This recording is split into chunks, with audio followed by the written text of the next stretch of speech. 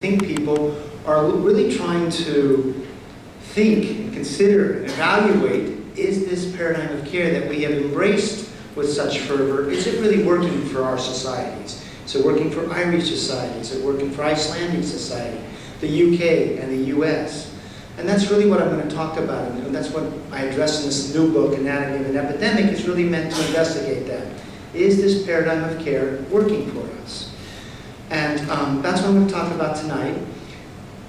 And what I'd ask you all to do is this. I know people come to this subject with many sort of from different perspectives, etc. Tonight, put on your journalist cap. Okay, so if you're a provider of care, put that aside. If you're someone who's used services, put that aside. Let's just step back, look at this as a journalist would look at this, and see what we find. Now, the first answer to that question, and by the way, what Martin said is true. I've been covering medicine and science going back to the 1980s in different forums as a daily newspaper reporter. I was director of publications at Harvard Medical School. And then I had a publishing company that I co-founded that covered the pharmaceutical industry. I have a very mainstream background. So I was trained in sort of thinking about evidence-based medicine, and that medical practices should follow the evidence base. So this is a very traditional approach. So what is the first answer? You know, I almost can't talk unless my hands are moving, but we'll see if we can do this. What is the answer to that question? Is this paradigm of care working? And the traditional answer would be, of course it is. So for example, if you read a traditional histories of such psychiatry, there's such a book written by Edward Shorter. He's at the University of Toronto. And here's what he says. This modern psychopharmacology era begins in 1955. That's with the introduction of chlorpromazine, and I'm not sure what it's named in Ireland. Largate. This is the first antipsychotic. This arrives in asylum medicine in 1955. And what Edward Shorter says, and this is the conventional wisdom, the introduction of that drug into asylum medicine was as great a leap forward as the introduction of penicillin into internal medicine. And if that's so, and that is the conventional wisdom, that is a great leap forward. Because think about this, penicillin cured bacterial infections. So that's the comparison. And then, as we go forward with this story, in 1998, our US Surgeon General, David Satcher, produced a big report, a government report on mental health, 400 and some pages. And he put this story like this. He says, prior to the arrival of that drug in asylum medicine, psychiatry lacked treatments that would prevent people from becoming chronically ill. But with the arrival of that drug, we got these safe and effective treatments. And think of the word, by the way, antipsychotic. It seems like it's a drug that's specific to psychosis in the same way an antibiotic is specific to bacterial infections. Then we got antidepressants, and then we got anti-anxiety agents. And so what David Satcher said is, we got this first generation of psychiatric drugs, and that was a great leap forward. And then beginning in 1987, we got Prozac, and you got Prozac here too, right? Obviously, you know Prozac. And that was the first of the second generation drugs. So Prozac was a selective serotonin reuptake inhibitor. These new antidepressants were said to be better than the old tricyclics. Then we got the atypical antipsychotics, which were said to be better than the old antipsychotics. And what David Satcher says in this report, and this was the next step up this medical ladder of progress. So that's the conventional story, that prior to 1955, we lacked treatments that would prevent people from becoming chronically ill. Now we have that. Okay? As a first step in this book to seeing whether that is true, here's what I did. I looked at the number of people in the United States under government care due to mental illness. And that's often described as, and this is their words, the disabled mentally ill. Researchers will talk about that. And just ignore that word, but that's a way that they describe this number of people said to be so severely ill, they have to be under government care. So in 1955, there were 560,000 people in state and county mental hospitals in the United States. However, if you look into that number a bit more, you find that about 200,000 of those people so hospitalized were there for non-psychiatric conditions. These were really, in some ways, functioning as nursing homes back then. So you had a lot of people with Alzheimer's disease, in-stage dementia, in-stage dementia associated with syphilis, alcohol-related problems. You had about 360,000 people with psychiatric diagnoses. You take that number, you look at the population as a whole, and that's a disability rate of about 1 in every 480 people. Okay, that's the start of the medical revolution.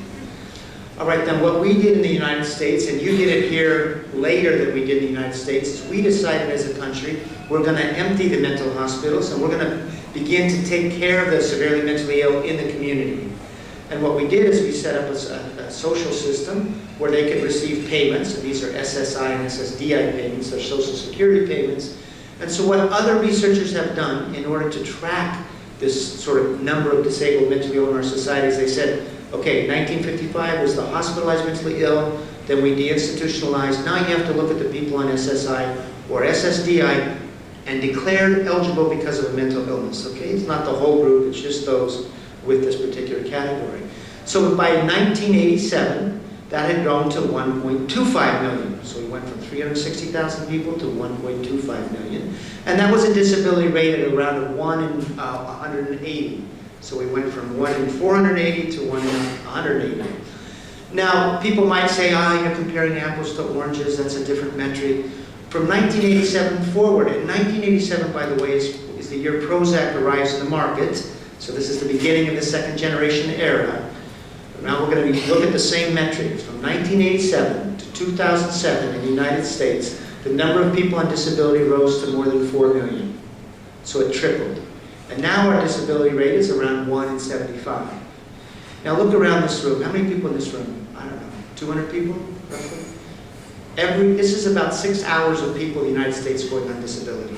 It's 850 people per day going on a disability due to mental illness now. So what do you see there as journalists? You see a puzzle start to arise, right? Because we have this belief that we have this new form of care that prevents chronicity. And what are we seeing in our society? This extraordinary rise in the number of people on government disability. You can see a puzzle there. Now there's two other parts of this puzzle. If you look at the disability numbers, what's really driving it now, it's not just psychotic disorders, it is in fact mood disorders, and in particular bipolar disorder. So that's another little puzzle we're going to want to look at. Where did all the bipolar patients come from? Because it used to be a rare disease, a rare disorder, now it's like 1 in 50 Americans is said to have bipolar disorder. But there's one other thing happening in the United States. I know it's not happening so much in Ireland. We began medicating our kids big time around the late 1980s. So in 1987, there were 16,200 youth under 18 years of age on disability in the United States due to mental illness. We began medicating kids at that time, diagnosing them with ADHD, then depression, and then juvenile bipolar illness. We now have more than 600,000 kids on disability. So that's a 35-fold increase. There's about 250 kids going on per day. When they hit age 18, they're going right on to the adult disability rolls. So here's our puzzle tonight that we're going to put on our journalistic cap. What's going on? You can see we have this belief that we've made this great progress. We have this belief that we have these drugs that fix chemical imbalances. That's part of the story, right? That we have discovered that mental disorders are due to chemical imbalances, and these drugs help fix that chemical imbalance. And that is a story of progress, if true. Anyway, so we have this puzzle. And we're going to want to look at, and this is the questions I look at in this book. One, is the chemical imbalance story true? Because if it is true, that will be a story of progress. If it's not true, then you can see that maybe we have a society that's a bit deluded about what's going on. Then the second thing I do in this book, and I really think this is the first book ever to really try to do this, is look at how medications shape long-term outcomes. So if you look at how medications get approved for use in the US and really in other societies, it's as if they're based on whether they knock down a target symptom of a disorder better than placebo over the short term. And that becomes the measure of efficacy.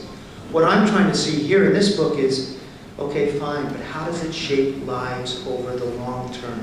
And I really believe this is the first book to really try to address that question and look at what science can tell us about that story.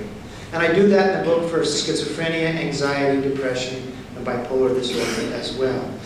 Finally here, you should also know this epidemic is not just a US epidemic.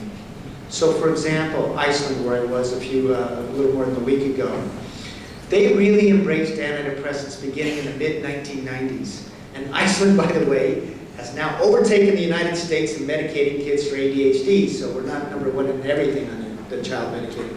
But anyway, Iceland embraced antidepressants in 1995. Since then, the number of people going on disability each year due to mental illness has tripled. So they're seeing this extraordinary rise.